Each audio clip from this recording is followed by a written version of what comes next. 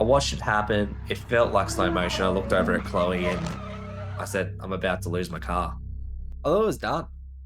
But before I get into that, I feel like I need to explain why this car matters so much to me, because this story did not start at that accident. Dad used to take my brother and me to car events, and whenever I saw an S13, it's always sort of like stood out. I did not completely understand what it was at the time. I remember looking at it going, that looks like a R32, but it wasn't an R32. I just knew what it looked like.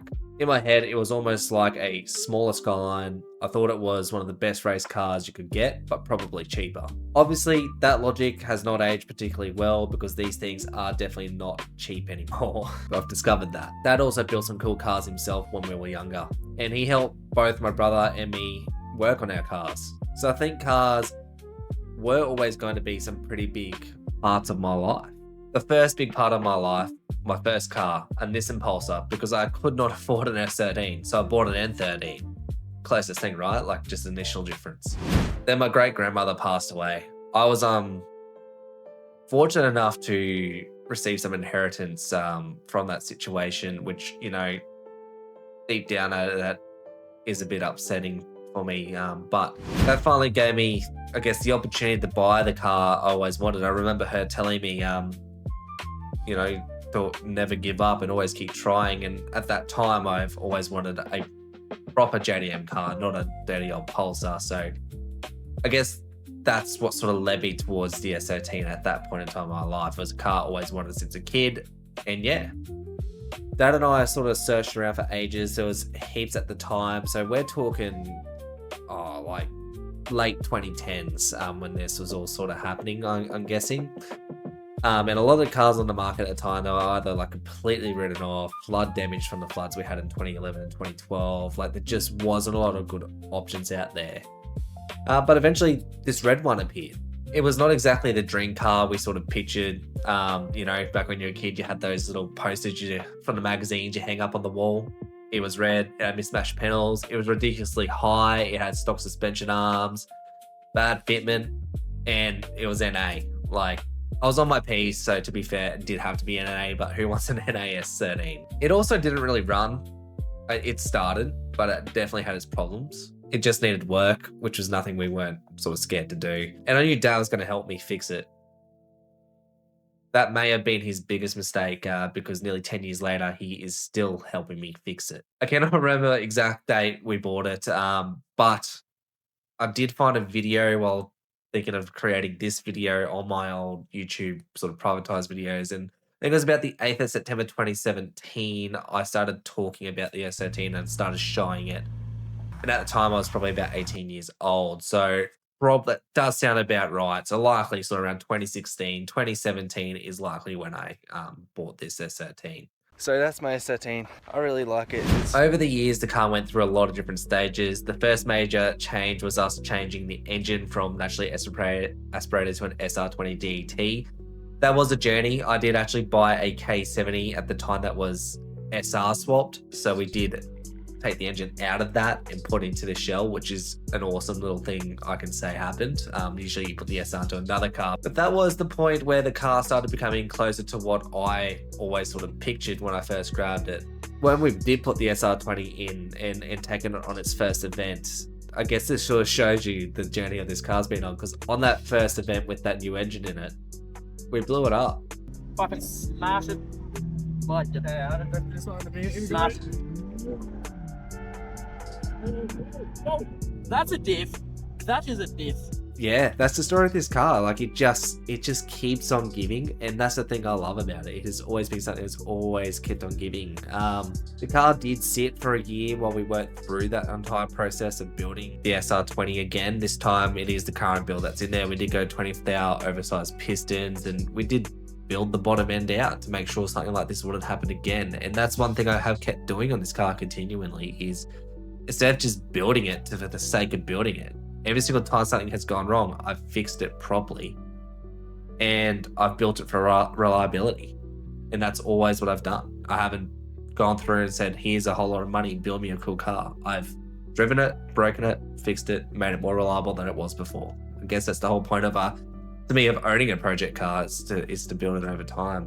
But also during this whole time, I was thinking about wide bodying it, and I actually had most of it ready to go on the car, if not already bolstered up to the car.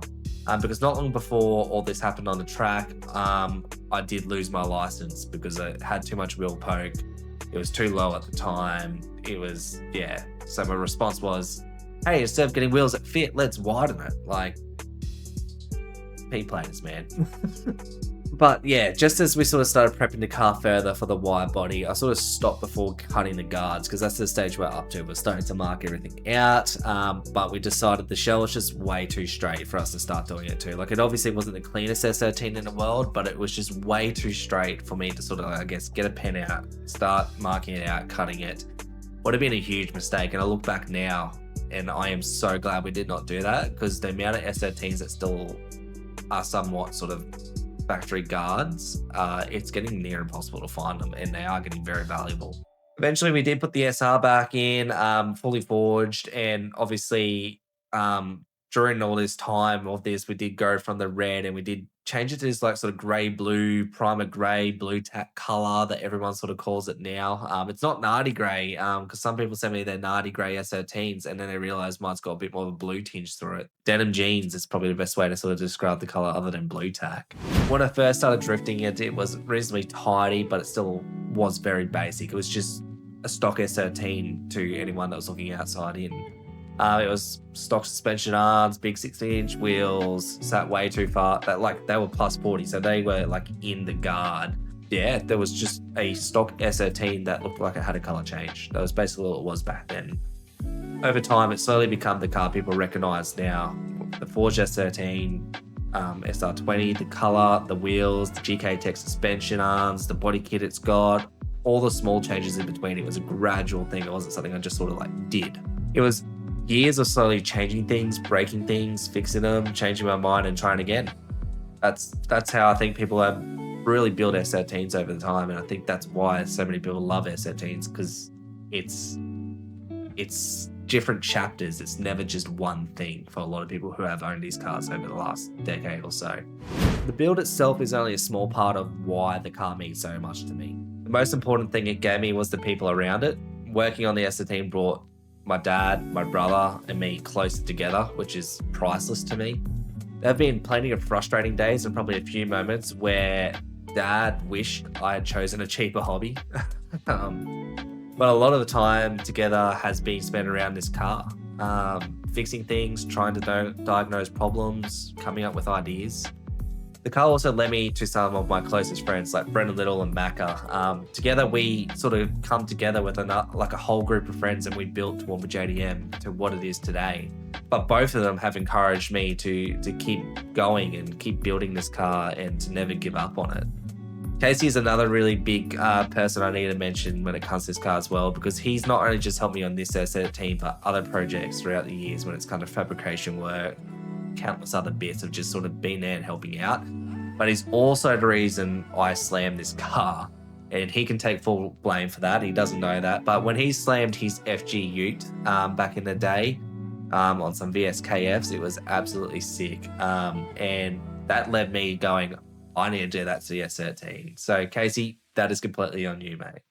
You're the reason I can't get out of my driveway. Kev is another huge person I met through this S13 and cars and Toowoomba JDM and Macca. He sort of encouraged me to keep drifting it, even when I sort of felt like I'm no good at drifting. He's just insane. Like, his whole persona of get out there and do it and keep going, keep learning, keep pushing yourself, like, it's awesome. Then we also got so many other people who have sort of come to the rescue at all different points of this journey. Like, you have Liam and Jesse. Like, Jesse's tuned the car from made up tuning so many times.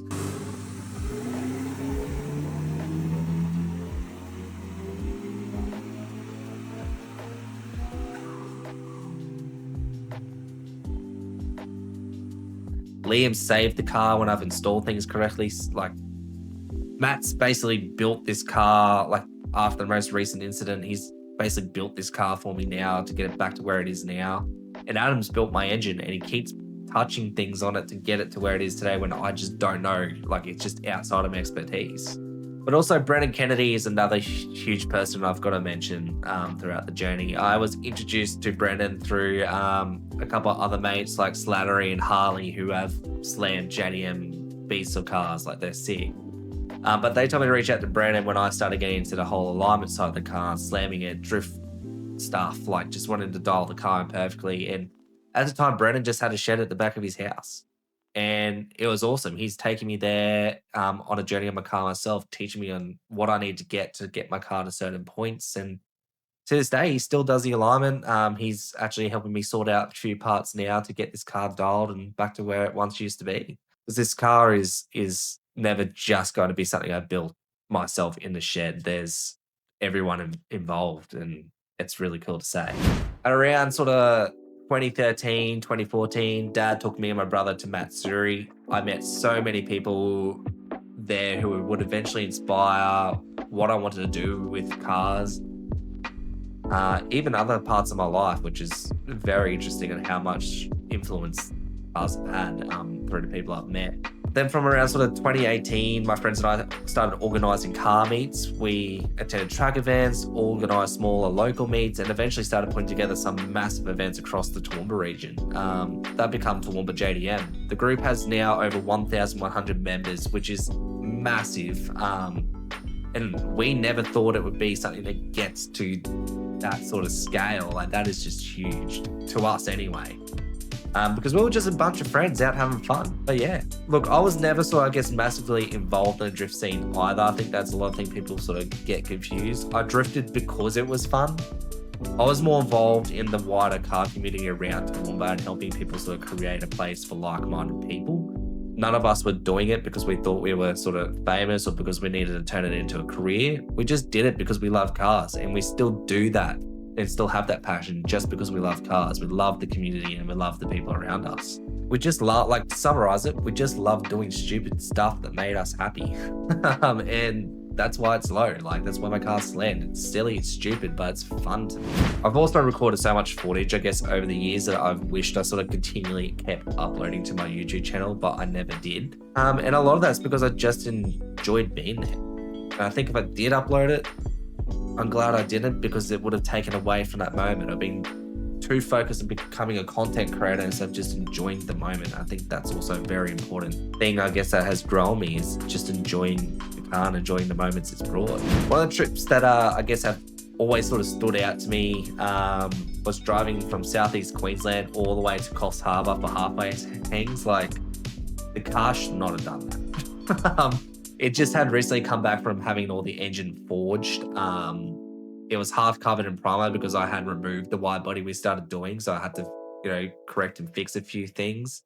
And I was just, I guess, still working through everything. There's still so much for me to do on this car. And we literally just sort of, coming out of the paint booth at my parents' house was just a shed with primer, and driven down there just before it was about to go into someone else's shed to get the final sort of respray. So it wasn't perfect. It was far from perfect. And we took it to a car show. But it got me there. That's the cool thing. One of the more recent couple of events would be Drifted Downs 2024. This was a huge moment for me in, I guess, progressing and drifting. It was my first time drifting some more sort of technical layouts that wasn't Queensland Raceway. It pushed me outside what I'd previously been comfortable doing, which, going from only turning left to having to turn left and right and left and right again, pretty wild when it's not just margies, it's a whole sort of layout. For me, that was a huge jump. By the time sort of Drifted Downs 2025 come around, I'd recently installed the sort of Howtech dash and, was continuing to learn how to drift in the car itself.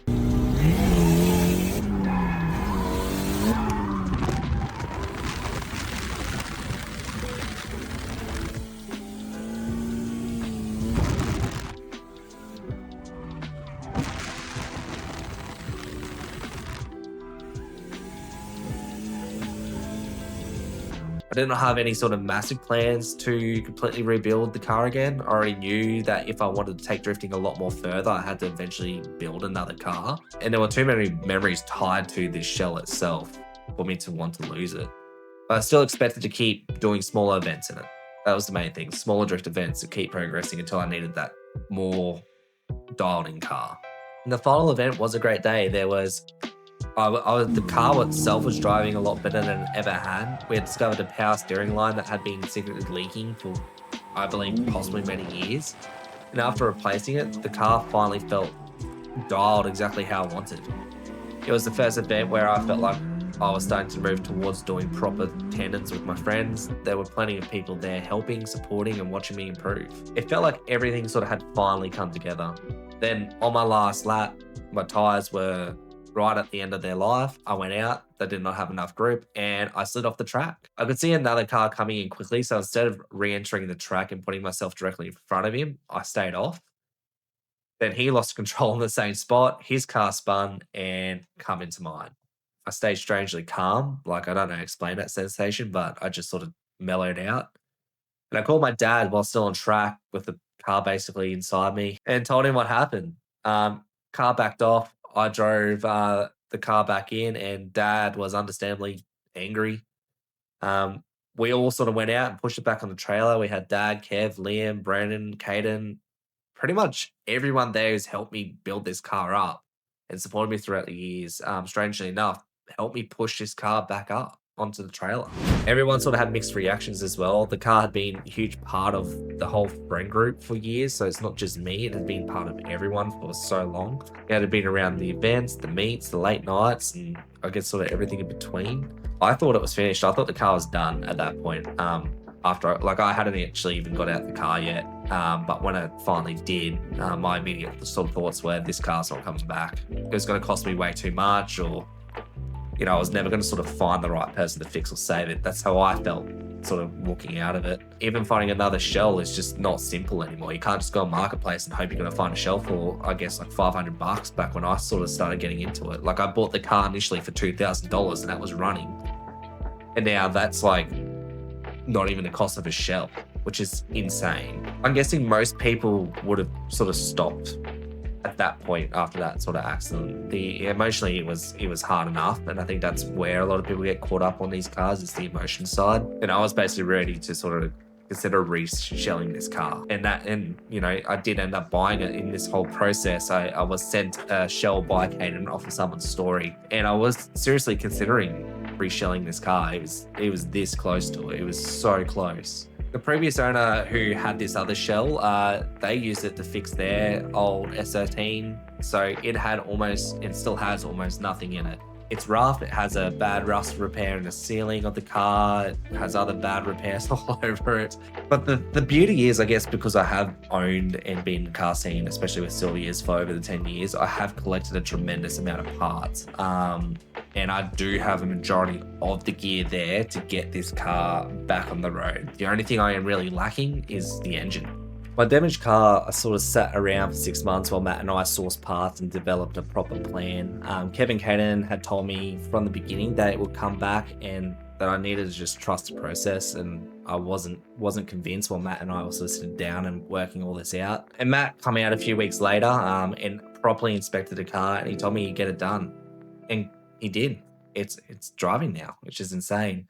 Matt took the lead on the entire process, the entire repair, which is great. That is, like, honestly took so much stress away from me. Dad helped source the parts and come up with ideas and strategies and what we can sort of do next. And Kevin, Caden, and other friends constantly sent me the listings and the parts I needed to get this done. Everyone that I guess has sort of always helped me were still there, and they supported me in whatever way they could, whether it was Adam with a trailer, Jesse sort of reaching out, making sure I was all good, Brandon with, window repairs and getting me onto the right sort of people, including, it turns out my cousin actually does window replacements, which was a funny thing for me to find out. I knew he did it, I just completely forgot, slipped my mind.